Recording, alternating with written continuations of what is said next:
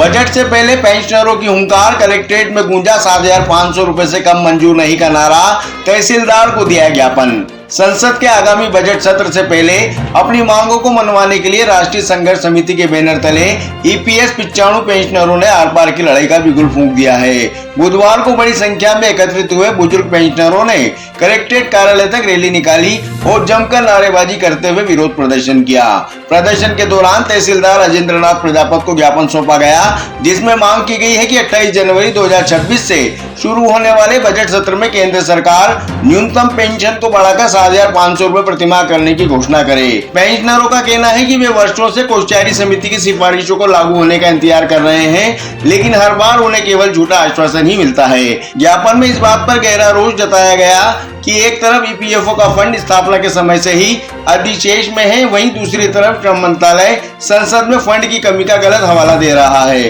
पेंशनरों ने तर्क दिया है कि सेवा के दौरान उन्होंने लाखों रुपए का योगदान दिया है, लेकिन आज उन्हें मिलने वाली राशि इतनी कम है कि बुजुर्ग दंपत्ति के लिए 2 वक्त की रोटी और दवाई का खर्च उठाना भी मुश्किल हो रहा है। उन्होंने मांग की है कि न्यूनतम पेंशन के साथ साथ उन्हें महंगाई भत्ता डीए भी दिया जाए और बुजुर्ग दंपतियों के लिए मुफ्त चिकित्सा सुविधा उपलब्ध कराई जाए। समिति ने स्पष्ट किया कि देश भर में 81 लाख पेंशनरों की उम्मीदें अब इस बजट पर टिकी हैं और यदि उनकी मांगे पूरी नहीं हुई तो आंदोलन और तेज होगा। गौरतलब है कि एनएससी ने अपनी रणनीति के तहत 20 से 23 जनवरी के बीच देश भर के जिला कार्यालयों पर प्रदर्शन और क्रमिक उपवास का निर्णय लिया है, ताकि बजट से पहले सरकार पर दबाव बनाया जा सके। हम राष्ट्रीय संघर्ष समिति जिला नीमच से हैं और पिछले 8 वर्षों से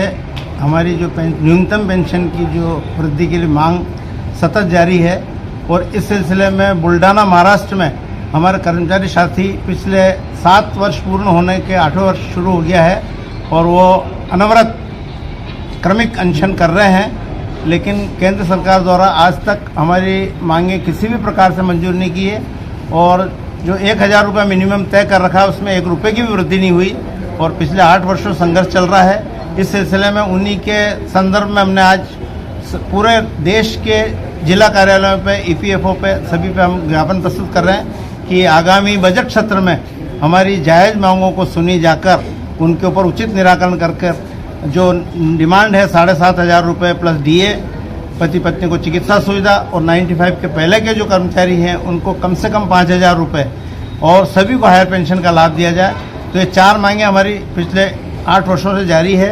तो इसी के सिलसिले में आज हमने जिलाधीश महोदय को, माननीय मनसुख जी मांडविया और प्रधानमंत्री जी के महोदय के लिए ज्ञापन प्रस्तुत किया है। आज इसके लिए हमें कलेक्टर कार्यालय नीमच में उपस्थित है।